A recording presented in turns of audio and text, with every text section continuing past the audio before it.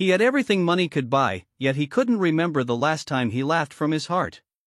That thought haunted Arian as he sat in his luxury apartment, staring blankly at the city skyline. At 35, he was a successful investment banker, owned a sleek car, dined at expensive restaurants, and vacationed in places most people only dreamed of. Yet, inside, he felt hollow.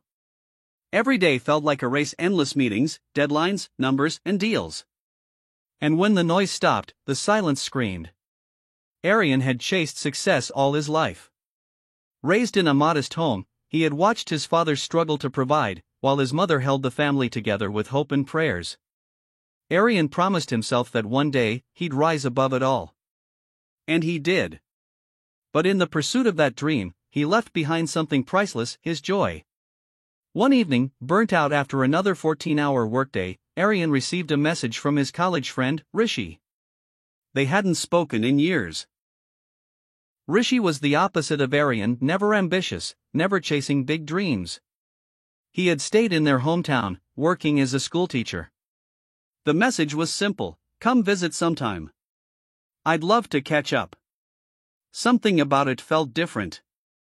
Maybe it was the warmth. Maybe it was the way it reminded Arian of simpler days. On impulse, he booked a weekend trip. As soon as Arian stepped into the small town, a strange calm washed over him.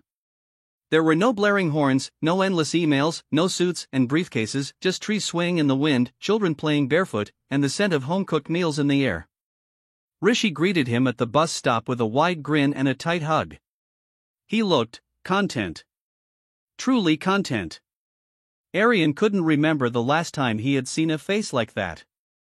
Over the next 2 days, Arian stayed with Rishi in his modest home. There was no air conditioning, no luxury couch, not even a TV in the living room. But every evening, the house would fill with laughter. Neighbors dropping by, children sharing stories, and Rishi's wife serving chai with biscuits and kindness.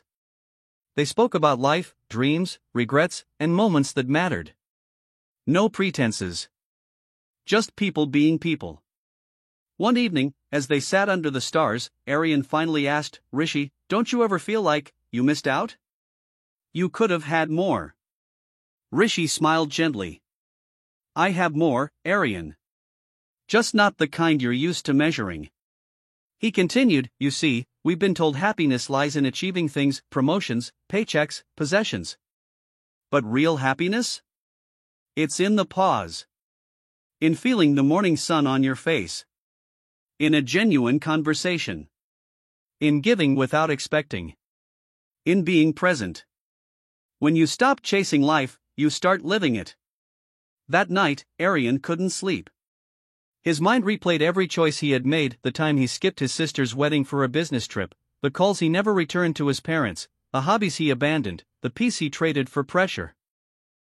The next morning, as he packed his bag, Rishi handed him a worn-out book. On the first page, a handwritten note read, you don't have to escape your life to find happiness. Sometimes, you just need to return to yourself.